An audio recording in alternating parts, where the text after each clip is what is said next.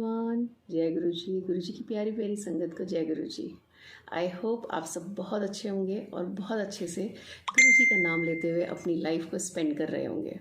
और जहाँ गुरु जी का नाम आता है वहाँ एक वेव ऑफ हैप्पीनेस हमारे फेस पे भी दिखाई देती है, हमारी सोल में भी हमें फील होती है।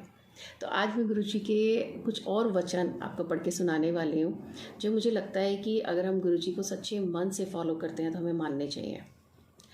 गुरु जी के वचनों पर आपस में तर्क वितर्क करना मना है, उससे हम अपने भगवान की प्राप्ति, अपने लक्ष्य से चूक जाते हैं। गुरु जी ने इंग्लिश में कहा, only dead fish swam with the tide. एक मरे जमीन वाला इंसान ही दुनिया की गलत रास्ते पर चलता है।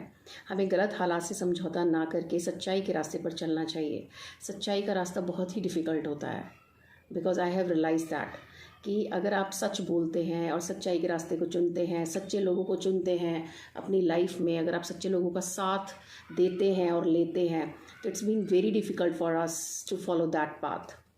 डॉक्टर अपना काम करने में डॉक्टर अपना काम कर रहे हैं, गुरुजी अपना काम कर रहे हैं। गुरुजी ने साइंस को भी फेल कर दिया। जब कभी कोई परेशानी हो तो डॉक्टर को अपना काम करने दो और मैं अपना करूँगा, तो गुरुजी कहते हैं डॉक्टर को अपना काम करने दो और मैं अपना करूँगा। दवाई भी तभी काम करेगी जब मैं उसे आशीर्वाद दूंगा।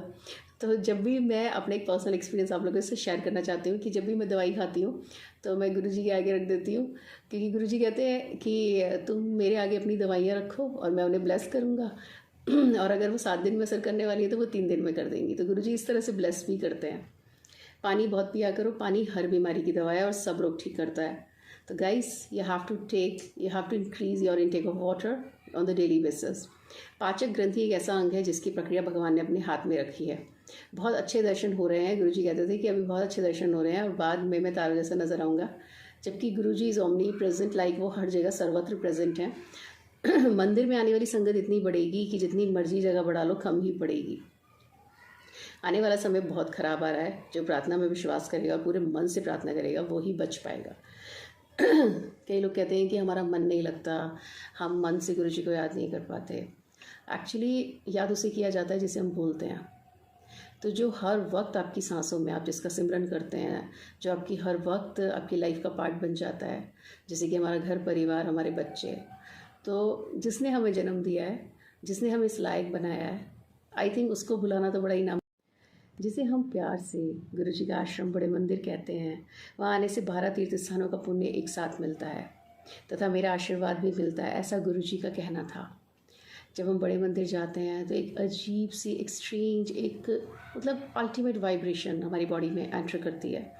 और whenever I go to बड़े मंदिर I got goosebumps always seriously. तो गुरुजी कहते हैं कि ये तेरा मायका है और तू मेरी बेटी है, तो तू जब चाहे बड़े मंदिर आ सकती है और जब चाहे मुझसे मिलने आ सकती है, जब चाहे तो मेरे अपने दिल की बात मुझसे शेयर कर सकती है। बड़े मंदिर में कभी भी सोना नहीं चाहिए, वरना गुरुजी का आशीर्वाद अधूरा रह जाता है। गुरु को कभी चिट्ठी नहीं लिखनी चाहिए, क्योंकि हमेशा खुश रहा करो। गुरुजी का ऐसे कहना था, जो होगा अच्छा ही होगा और जो हो रहा है वो बहुत अच्छा हो रहा है। मैं हड्डी और मांस का इंसान बना सामने बैठा हूँ, लोगों ने इंसान ही समझ लिया। लोगों को बाद में समझ आएगी कि मैं क्या हूँ, और ये सच है।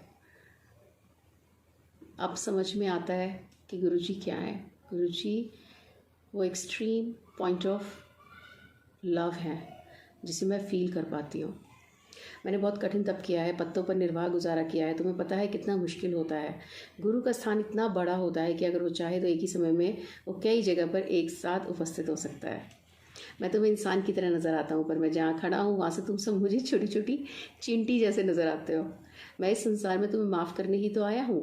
मेरे पास इतनी शक्ति है कि मैं सूरज को भी अपने अनुसार चला सकता हूँ। सूरज अब बुढ़ा हो चुका है, धरती पर पानी बढ़ जाएगा।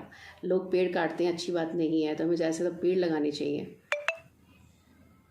मेरे पास आने वाला रास्ता आसान नहीं है, मैं नींबू की तरह निचोड़ लेता हूँ। That is true. गुरुजी इतना निचोड़ते हैं, लेकिन साथ में बहुत प्यार भी करते हैं। तुम्हारी हर तरह से परीक्षा लेता हूँ, अगर पूर्ण आत्मसमर्पण नहीं करते तो फिर क्या फ़ायदा। अगर कोई मेरी तरफ एक कदम भी बढ़ाता है तो मैं उसकी तरफ 100 कदम बढ़ाता हूँ। Yes, this is true. Langar और चाय प्रसाद तो तुम्हारी दवाई है और सब रोगों को ठीक करते हैं, इन्हें प्रसाद की तरह देखो। ना ही इन्हें बनाने वाले पदार्थों की तरह लंगर और चाय प्रसाद तो तुम व्रत में भी खा सकते हो। जब किसी परिवार का कोई एक सदस्य भी लंगर और चाय प्रसाद खाता है तो घर के बाकी सदस्य चाहे घर पर हो या अस्पताल में, सबको मेरा आशीर्वाद मिलता है। लंगर और चाय प्रसाद में मेरा आशीर्वाद होता है, उसे यही बड़े मंदिर पूरा खाना चाहिए, कुछ बचना नहीं चाहिए। हमेशा हर सत्संग में ये कहा जाता है कि आप जल प्रसाद, चाय प्रसाद और लंगर प्रसाद को पूरा फिनिश करें, उसको बिल्कुल भी ना छोड़े, एक कण भी ना छोड़े। पता नहीं उसमें गुरुजी ने कौन सी ब्लेसिंग हमें दी है, कौन सी हमारी बीमारी गुरुजी ठीक करने वाले हैं। मुझे तो लंगर प्रसाद का इतना ज़्यादा लालच है कि मैं उसे खाने